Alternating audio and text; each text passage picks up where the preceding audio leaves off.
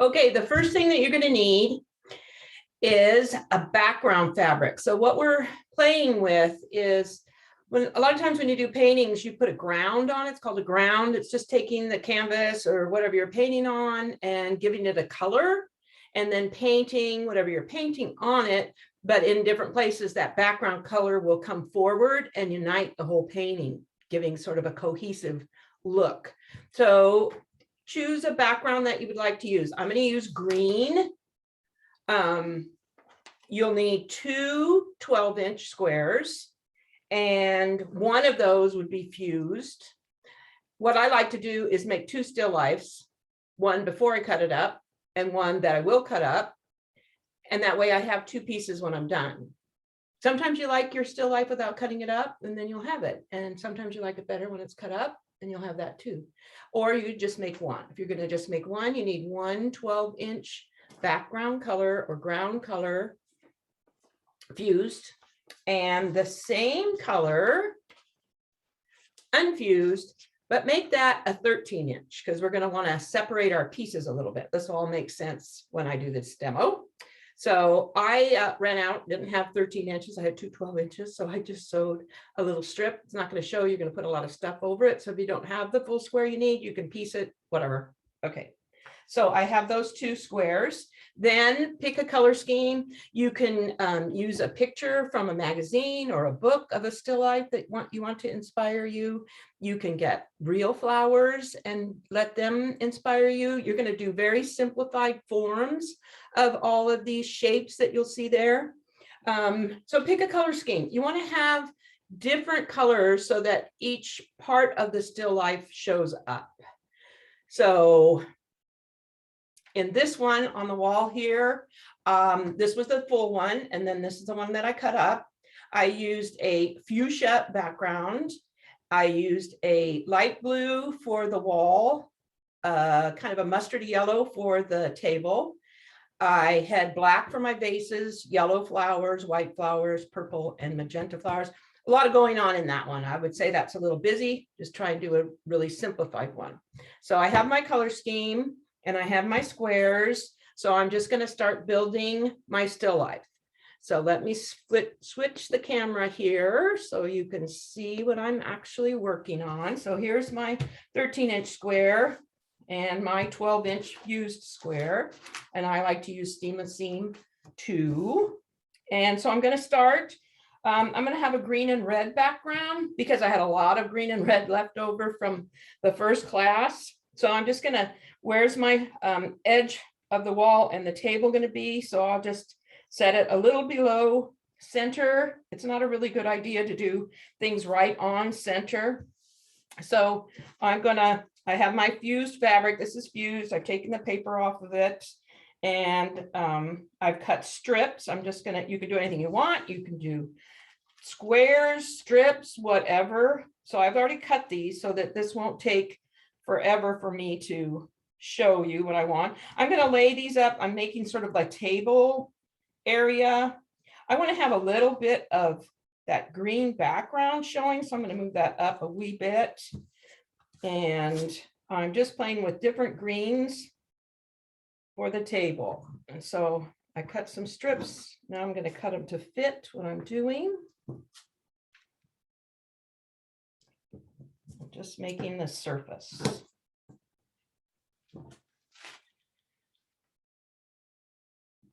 Different greens on a green.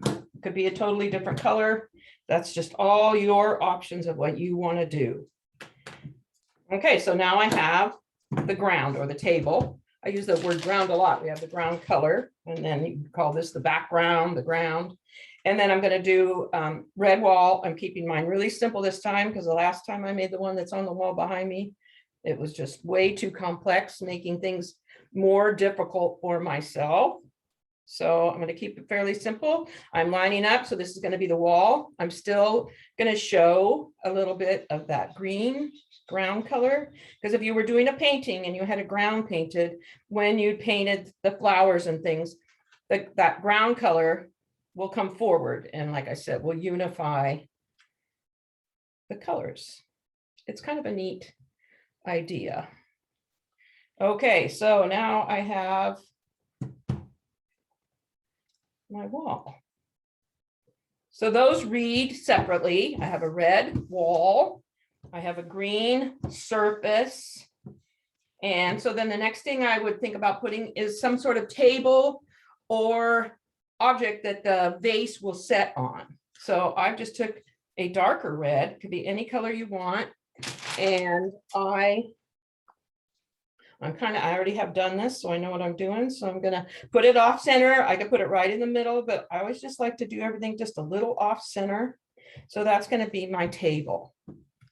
So the next thing is a vase. So just a real simple form for the vase. I just cut a rectangle.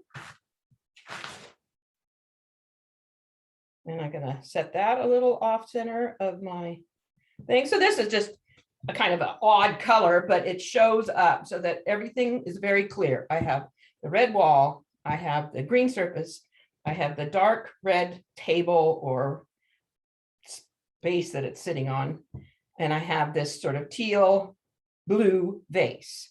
So a lot of times people forget to put a shadow on. So I want to have a little shadow under there, just something to give it a little bit of something that it's sitting on. Otherwise, it just looks like it's kind of floating there. So I just took a darker teal. I want it to show, but I don't want it to go off my little table. So I'll just put that on there like that. Okay, so I have a little shadow. And now I'm going to start playing with flowers. And so I want the flowers.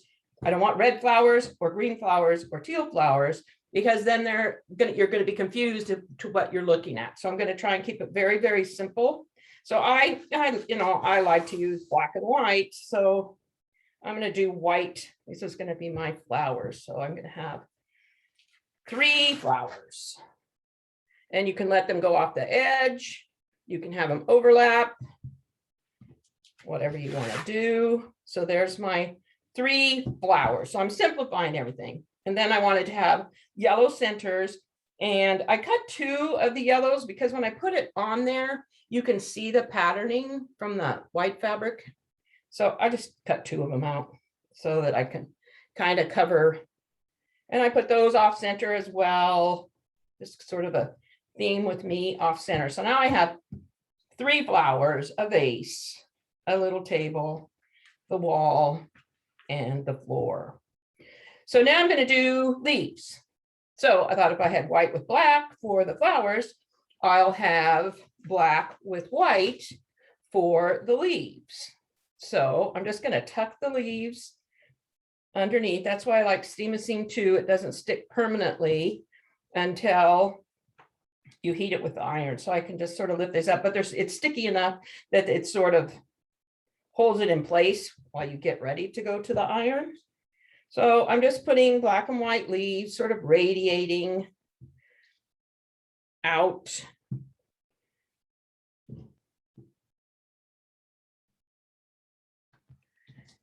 And so I have 3 different black with white prints that I'm putting on. So I'm going to have it kind of spill over to this bigger side with my little leaves. Maybe one in here to sort of fill that space. I got a couple more that I cut out. So that's, and then that sort of fills that space there. But now you still see that there's white flowers, there's black leaves, and maybe a little one to put down on the table, just to bring a little bit of that color down there. And then I'm going to put some a different kind of little flower that can kind of go off the edge, just to give it a little more personality. These little flowers can come spilling down, tuck some things under, some things on top, so you get sort of a depth happening. So there, that helps sort of fill that little space. Put a couple there, maybe a little one under here. And there's my piece. Okay. I'm going to give me just a second. I'm going to run over here to the iron and press it so that it stays together. Ta-da. So this is my piece and it's on the fused backing. Oops, here's another one of these. Well, I guess I don't really need it if it's left over. And anything that's sticking out, I can just cut that off. And that's kind of called engaging the edge so that you don't do a image that has the same kind of negative space all the way around. You want your negative space to be interesting. So now I have to cut it up. So if you wanted to cut one up and leave one whole, make two. So when you're cutting out these leaves, make two of everything. So you can see here, I have made two, pretty much the same. So this one is not fused. So I can just go ahead, press it really good so that these stay on because it's all fusible, and put batting and backing, and then quilt it and put a binding on it. And it's a lovely little piece, great little gift for somebody. But this is the one I'm going to cut up. So what I did was I took a picture of this. I copied it on my computer with color, and I made 4 images, and then I cut them up to see what I wanted to do. So first I did some vertical lines and rearranged them, flipped them, put them in a different order, and not too thrilled with that. Then I did one with triangles and put the part with most of the red, because when you cut them apart, you're going to get more of some colors than others. So I play with that idea. So I put the darker blue and green out here, and the red, that was okay, but I still wasn't really excited. I did one where I cut it into 3-inch squares and put the red so that it kind of came down on a diagonal. And I kind of like that, but I thought, what if I cut it up even more? Would I be more excited about it? So I cut it up into 2-inch squares and rearranged the flower in the middle, and the red sort of comes down on the side. And so then it was between these two. I like these two the best. So I ended up, I think I'm going to do this one. So I'm going to take and cut this. Let me get my ruler, and I'm going to cut it with the rotary cutter, which I don't have right here. So I'm going to find one. Here's one. Okay, so I'm going to cut this into 3-inch strips to start.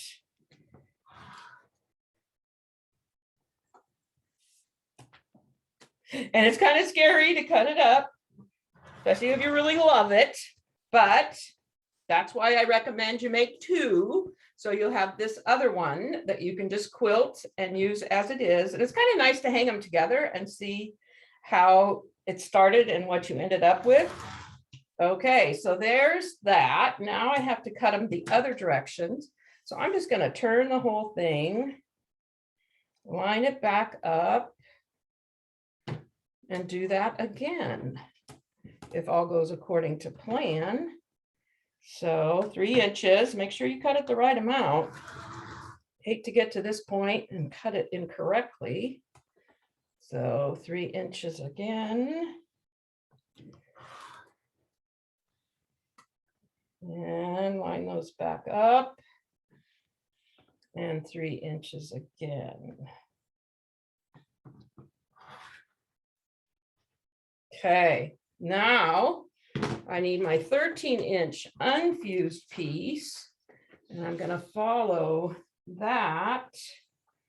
So put this here like this, and just start recreating what I've done. So, and when I'm lining these up, I'm going to leave a little space. Oh, but you know what I didn't do? I didn't tear the paper off, so I'll have to do that. And hopefully that'll be easy. Pretty good. And so I'm going to line these up with a little space in between them. and play by looking at what I did on my copy and cut everything up, put it in position, and then press that down so that it holds it in place. So I'm just following my picture. So I'm not going to make you sit through that whole thing. So in this one, there's no green line in between because this was just sort of my sample. So you can see here with leaving the little green line, there's going to be kind of like the grid work again. There's going to be a grid of this green showing through the piece. Okay, so I'm going to switch cameras again and just talk about the one that's completed behind me. So this one, I just cut it into vertical strips, and it's probably not easy to see it, so I'm going to bring it closer to you. So I cut it into vertical strips and then put it on my 13-inch fuchsia background. So you see the strips that are leaving a space between them, but you also see the fuchsia that's showing through from my original still life. Okay, so I did this one twice. In fact, this is the first one that I did, and I liked it. It was good. And so I have white with black vases, black with white vases. I have black and white for the table, which gets distracted from the white with black vases. And so when I cut this one up and put it back together, it was, I think, too confusing. I mean, it's okay, but I like the way this turned out, where I had all black and white vases and not the white with black behind here. Anyway, so sometimes the first one doesn't turn out, do another one. They're really fun. And then I took and used acetate, laid it over my still life and drew it. And next time when I do this, I would put I would cut it and reassemble it as a paper form, so that when I enlarged it, I had the cut up lines. So then I took that in and got it enlarged to the full size that I wanted to do the piece, which I've shown you on one of the other previous lessons, and use that as my templates to cut it up. So at this point, I would cut this up into the strips and do my applique within the strips, and then have a large background piece that I put everything on, such as this was. So you can see there's the fuchsia lines in between, and I actually pieced it with a strip, kind of like I did my grid. So these are the strips, and then covered the seam and quilted it individually and put it all together. So there's distorting the still life. Thanks so much.